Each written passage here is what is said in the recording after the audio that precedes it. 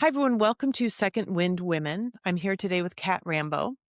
Kat Rambo, medicine woman, bridges ancient wisdom and modern insight to awaken human potential, blending shamanic ceremony, energy healing, and herbalism with tools like NLP and hypnosis. She guides reconnection with wholeness and purpose.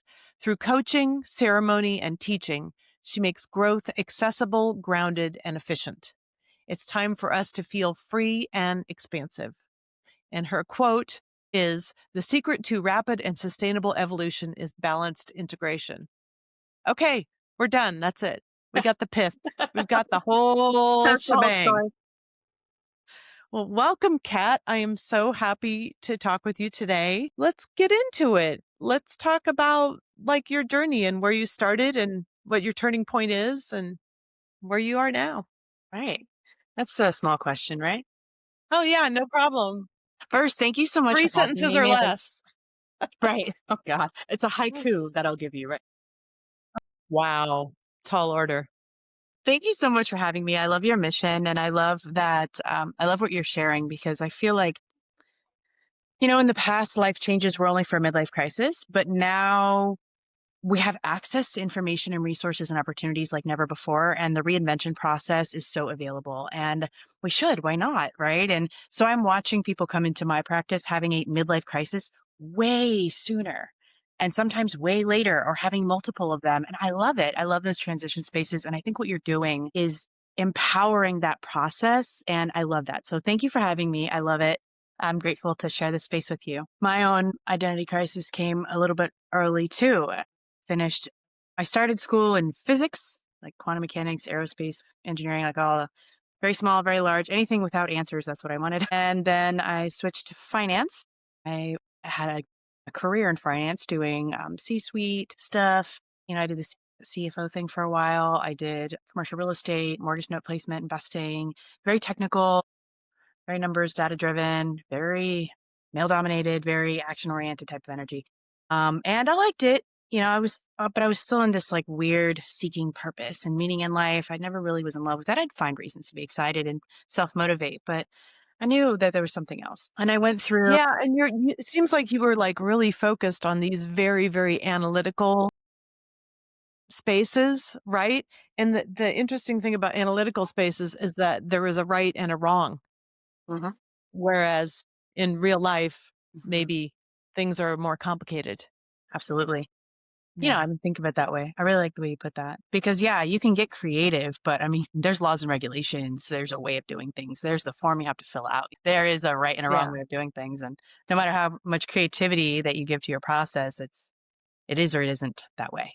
I like how you put that. It's interesting. Yes, very analytical. But I liked that. I found comfort in the truth that numbers offer. There's a security in that rigidity. This is the way things are. This is the rule. This is how you do it. And so the little creativity that afforded me was fun and playful, but everything else was structured and organized, right? And I liked the stability of that, I think. But also I liked what the finance world gave me, travel and money and meeting people.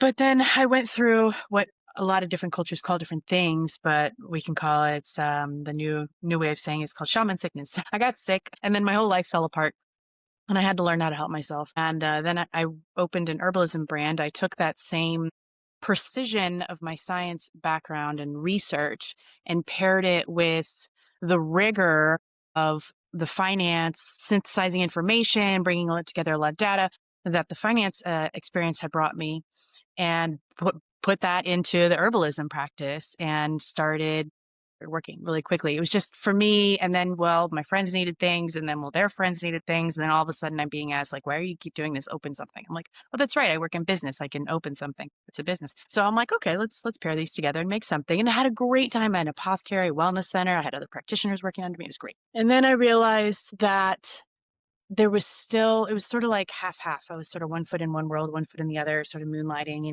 still doing business consulting in my apothecary, like, which was fun, but still didn't feel like full authenticity, but better. And I liked better.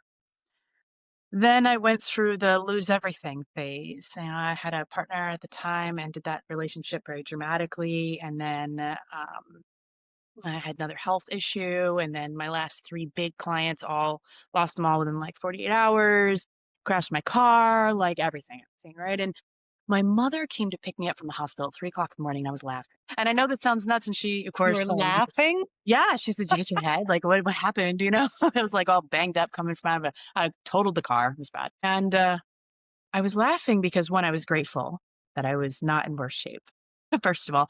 But second, I had my whole life been sort of secretly moonlighting in these skills, the NLP, the hypnosis, the tarot reading, the herbalism, the root work. I grew up in this magic tradition. I grew up in that like mindset stuff. And so it was for me anyway. And thankfully, because it gave me the perspective at the time that made the process a lot easier, it could have been a lot harder. But I knew I was being given a fresh start. It wasn't that all of this was being taken away, it's that I was being gifted a clean slate. And so I did the one thing that I never did in my whole life, which was sit still and wait and start negotiating with God like we all do in those moments. I'll do it if it comes to me, I'll do it. I wanted things to be easy and in flow. I had worked so hard for nothing. And it seemed like something at the time, but it just wasn't perfect, and what is in life. So I sat still and I immediately received, I mean, the message came immediately. It was so fast and so clear. I received 3 or 4 phone calls in rapid succession, all within a couple of days, and they all said the same thing. Some people I knew, some people I did not know. And they all said, I need to change my life and you're going to help me do it. What do I know? That directly? That, like, Those are like the directly? these words. It was so clear. And I'm like, well, I don't know Wow. what you want from me, but I will talk to you on the phone. And it worked. And everybody evolved their life really quickly and said, "Oh, thanks. I knew you could help me." I'm like, I don't even know what I did really. So I flung myself back into the education and learned how to become excellent at the skills that now I use in my practice. But it was, again, very technical and very analytical. Anything that had to do with neuroscience and motivation and research backed meditation practices and mindset tools and NLP and like everything very technical. And then also at the same time, what swelled up was the sacred medicine practices and studying under master teachers in shamanic disciplines, mostly from South America. And it's something that I always liked and I always enjoyed for myself and never considered doing as like a job. It's not a real job, right?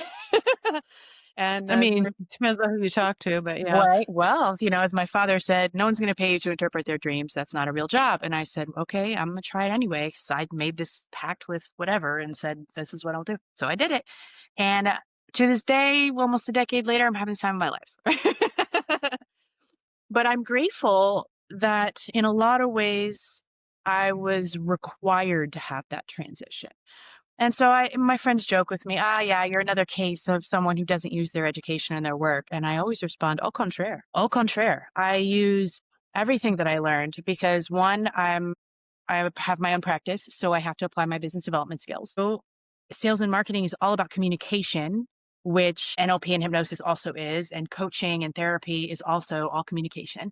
So absolutely those skills translate and provide a foundation. I'm super data driven, which I think makes me excellent in my craft because I'm not just fixated on the like soft anecdotal evidence of my work, but also what's coming out now that there's a lot more research happening and where are the data points that causes my practice to continue to grow. I've evolved my practice dramatically. It's no longer very traditional. It's now an evolutionary mixing of these modern tools and mindset needs of the modern human in the Western world, plus this ancient wisdom and where they can meet in the middle, where sometimes they don't, sometimes they're not compatible perspectives.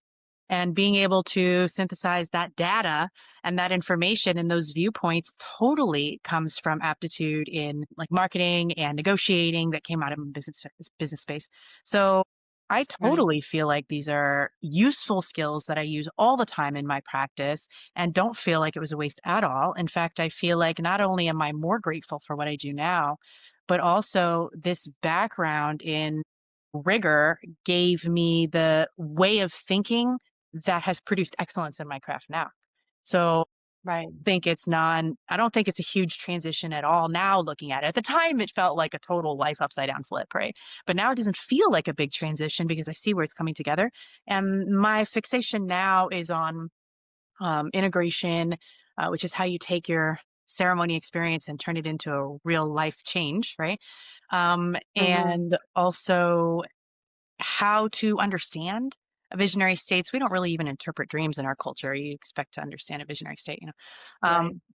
but learning things like intuition and psychic skills, if you will, and plant medicine work and herbalism and all these like soft squishy talking to spirits, like this kind of stuff, right? Ancestor work feels very like Mhm. very fairy, but I've brought a level of sophistication and technical acumen to it that has totally Mhm. elevated the practice and been super efficient and beneficial for my clients, for my own self and my Mhm. journey, and definitely gives me a unique flair in my practice. And I think it's the reason that I was able to take this ancient wisdom practice and upgrade it into this modern space where we can actually receive its teachings better, and make use of it. Mhm. Hence, in my little intro, grounded, efficient, effective, it sounds technical, but it is all soft and fun still. Dreams are weird, visions are cool, like it's joyful and fun, but also Right. it's poignant, it's profound, and it's effective. And I love being able to bring that together. Does that make sense? It was like a little long-winded. Did I answer your question?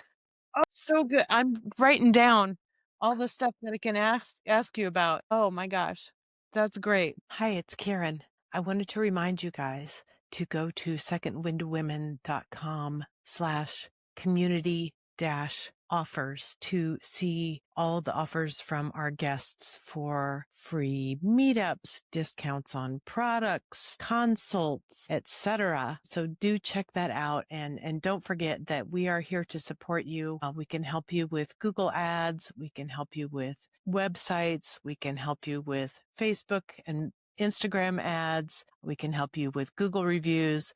There's so many digital ways we can support your business, and we're happy to help. Just reach out to me and my team. Okay. First of all, I'm taking good notes. I would love it if you would compare, because it seems like you had these two different moments where you had like what you're calling shaman sickness, where basically, the world said, okay, you're going to listen and I'm going to make you listen, right? So you had two different moments when that happened. Can you kind of compare, like, why was the second one so much more effective than the first one? Or do you think it was just like an evolution and the first one was like, hey, wake up, and the second one is like, stop? Yeah, I think that's it. And I would say that situation with getting sick and none of the medication worked. It was an argument with the insurance, blah, blah, blah. Modern Western medicine failed me. I had to go back to my root work that I grew up with, the herbal remedies, the natural wellness that I grew up with, magic and witchcraft. My family's Cajun from Louisiana, so there's a lot of that in my family. But it really brought me back to myself, my roots and my self-knowing, and something that was joyful for me that I didn't really value when I was younger because I'd never really realized that wasn't something that everyone did. It was just kind of part of how Yeah. life is. I remember the first time I brought my tarot deck to school and the people around me were like, "Oh my God, what is that? You're crazy. Are you a witch?" I'm like, "Well, yeah, aren't you?" Like I was totally confused that that's not what normal people do. I'm grateful now. At the time, it was all very confusing and very uncool. But I would say the first time it happened was actually younger. I suffered from horrific nightmares. It was bad. I was medicated. I wouldn't sleep for days. And at the time, you had to actually convince your parents to bring you to the library to look things up, to learn things. Now you can go on the internet. And I think that's what really kick-started this fixation with visionary states, the subconscious mind, the inner workings. Where does that information come from? Why do we know things we shouldn't know? And that obsession started much younger. And so, in a weird way, looking back, I can see where all of these little moments like this, that at the time felt really big, but also useless. Like, I work as a CFO. What does anyone care about how you interpret your dreams? You know what I mean? It seemed pointless. Now, all of these Yeah. pointless, sort of weird personal hobbies have become the center point of my life and profession. So I think in a way, the path was chipping away at me and preparing me. So by the time I did step into this space very fully, I was so not overwhelmed by it. I was so in love with it. It suddenly felt like everything made sense. Suddenly felt like all these weird Yeah. skills and aptitudes and interests fell into one basket at once, finally. So I think the final taking away of everything was the push that I needed to say yes to doing something that was outside of the comfort zone of my identity, which is I make Mm. smart choices, I'm educated, I'm professional, I'm smart, I kick ass even in male dominated fields, I'm a crusher sales closer. I had these ideas about who I was and what's a real job and how to have a good life and be a productive member of society. And none of these things were that. They were all just kind of like Mhm. weird and kind of in the quiet corner of my personal life. So I think I needed that shove to redefine my identity and my beliefs around what's possible in life and what's acceptable. I think I needed that because I wasn't going to give myself permission to go full time like that. I was still, even when I had my apothecary, I was still moonlighting, doing business consulting. You know what I mean? I was never going to make the Mm, full push. yeah. So I think life said, okay, well, how about now? And threw me off the cliff. But I had the I think wings. that's, like, the main message of, like, most of the people I'm talking to because Yeah. you don't realize how unique your experience is, and you don't realize, like, that you grow up with these things, you have these special interests, and you're like, "Oh, that's just a hobby. My identity isn't that. I'm supposed to be doing this. I'm supposed to Mhm. be doing the CFO. I'm supposed to be doing, like, that's my real identity." But then I think after a way, time chips away at you, and you're like, wow, not everybody has those experiences I thought those were just like a normal thing, Exactly. right? Right. I think it's so Yeah. essential to trust the process, like the transformation process, because transition spaces are notoriously sloppy. They're challenging. Yeah. They dig at our deepest levels, identity and belief stuff. That's my weakness now. I can't get enough of those transition spaces. That's what I do for my profession. I cause them. It's my job to create an identity crisis, and my clients eventually love it. But it is the fastest, deepest way to finally express your true self, because ultimately I think a lot of times when we switch careers we get fed up with who we're supposed to be, realize it's not who we really are. And what I have learned is those like little interests, those side things, those weird experiences that maybe they seem universal, maybe they seem personal, sometimes we can't really tell because we're only seeing them through our own perspective. It's Yeah. turns out that those little inspirations, inspiration in spirit, that's your guidance system telling you this is where you're supposed to be, this is what you're supposed to do. And that doesn't always mean do it the way other people are doing it. With the medicine work, a Yeah. lot of people go through these like full life transformations, and I love it. I can't get enough of it. And I remember early on, I had a client. If I can share a story, story. Yeah, of Okay. course, please. The more Okay. stories, the better. Oh, Yeah. wonderful. So it wasn't even a client. It was someone that had been referred to me from someone else's ceremony. It was very early in my practice, is before I even really was like saying I was an integration specialist. But I was getting sent these people, and I guess that's what I was always supposed to do. And she was going through this whole thing because she had a degree, or she had a career in commercial real estate also, and she loved it. She was inspired by it. She went through a series of ceremonies, felt like I finally understand, like I'm an intuitive being in the world, understand that feminine receiving energy, understood like this connection with the universe. It was all very beautiful, warm and fuzzy. And she's like, but the message is that I'm a healer. So like, how am I supposed to reconcile this message that I'm a healer with I love what I do, but it just seems so incompatible. And I said, it's not incompatible. I'm a healer is who you are. You're meant to heal yourself. We all are. We're all meant to heal ourselves. Well, it's only ourselves who can heal ourselves. No one can heal you. No healer is great enough to do all the work for you. Yeah. Oh, no substance is going to do that. You have to do it, right? So as we go through our own inner environment and evolve, we discover we are our own inner healer, but that's a who you are. That's not a what you do. And Right. so why don't you bring that intuitive, interconnected, warm, fuzzy type of energy into the passion that you have for your career? Because God knows commercial real estate could use a little bit of spirit, So bring that as your who you are edge and make that something unique about what you do. And she said, okay, I never thought about that. And then I didn't hear from her for a couple of years, completely forgot about it. And then I got a message from her saying something along the lines of, don't quote me, I don't remember exactly. We just broke ground on my state's largest troubled youth center. She had found a way to Oh, marry wow. this desire to help and serve and heal with her skill, aptitude, and passion for commercial real estate. And who could have done that except someone like that? you know? So Yeah. sometimes those transitions don't always look like a change in career. Sometimes they look like a change in a way of being that then changes the way the career is driven. And sometimes it looks like a complete change of career with no identity shift. I think there's so many ways to evolve. And I think at root, we want to go out of what we're told we're supposed to do. And we have access now in our culture in totally unprecedented ways to jobs that didn't exist 5 years ago. We're creating our own jobs. It Um, used to be only professional journalists could get on camera and share their story, and look at us. Isn't Totally, it amazing? totally. I love it. I think it's Remember amazing. that I don't know how old you are, but do you remember that statement, "The revolution will not be televised"? Yes. Yes. Yes. Talk about Exactly. didn't age well. Right? And here we are televising all of it. That's great. That's great. And I also wanted to speak to how you talked about I mean, it goes back into what you were just talking about using your degree. And I think there's a lot because I come from a liberal arts background, right? I have a fine art degree and a philosophy degree. And I myself have done that many times where I'm like, oh, my degree. But the truth is all of that shapes your identity and all of that informs who you evolve into. Right? So Absolutely. regardless of even if you wanted to set it down, it's already part of your That's right. skill set. Yeah. Exactly. And it doesn't have to be something that we desire to reject because we want to change. It's something that we can integrate and leverage and appreciate moving forward as part of our life story. Because each unique story has brings something new to whatever's next. And you may have a fine arts background or you're doing your podcast with your beautiful creations right there on frame with you. I love your painting. Thank you. It's definitely part of what you're doing, and that perspective, that creativity, that people focus. You're a people, it shows. Yeah.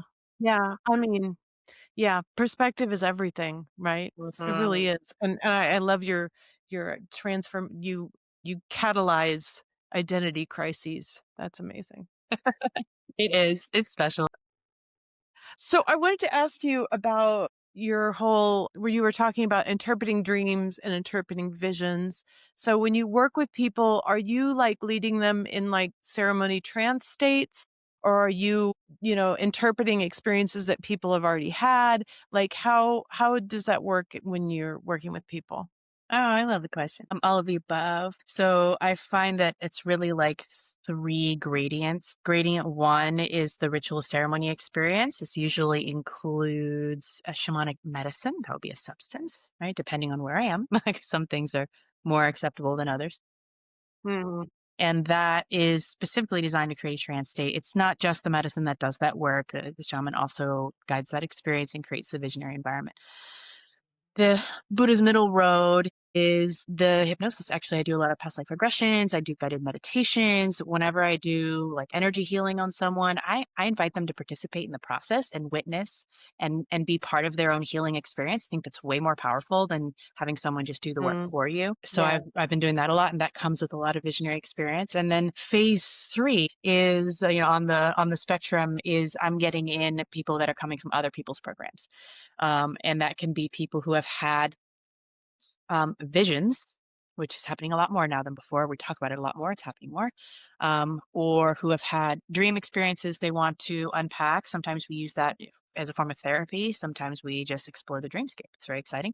And also, people who have gone through other types of visionary experiences, like sacred medicine ceremonies, for example. They come in to help unpack the process and what happened for them and how they can turn it into something useful. So, a little bit of all of it.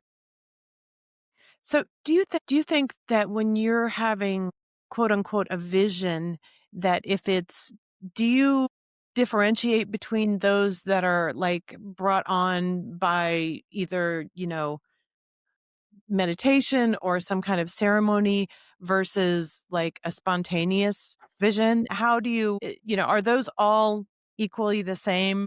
Do you look for like similarities and try to piece them together into a like a cohesive whole? I wouldn't say a narrative because that's not really a thing. But how do you prioritize the different visions based on context differently? What an interesting question. Wow. And I love how you say that. Yeah, what one narrative, right? You're so funny. Um, the context is relevant. How it occurred does matter. For example, if you are preparing for 6 weeks to go into a visionary ceremony experience and you have a very specific intention and what's going to come up is going to be a result of that, so context matters. If you're going through your life and you suddenly just have an experience that's intense and you don't know how to unpack it, then that context also matters. It's a reflection of what the intention is at the time, which maybe a little bit harder to suss out actually, Mhm. but because it's not as clear. I came in and I was saying this mantra during my ceremony, and like obviously there it is. But sometimes there's something a little bit underneath there that we have to dig down into to find the real meat of what's going on. But I don't find any one or the other any less relevant, meaningful, or important. We have all had a bad dream that just like buggers us up for the whole day. And all of us can remember a nightmare that really just still haunts us a little bit, and for people who have them consistently, it can be traumatizing actually. It's a really severe problem with mental health. So, whether it's a dream or whether it is a visionary state or whether it's a spontaneous vision, the truth is we can make more space for all of them in our lives. We can cause them to occur more often. And when we do have Mhm. them, sometimes that's the ask, that's the mind trying to say to you, or whatever it is you believe in, angels, spirits, whatever. I'm trying to tell you something. You can have that conversation and open that door a little bit. But even when they are spontaneous, no less relevant or important. When they're intentional, no Right. more or less relevant or important. Right. They're all part of the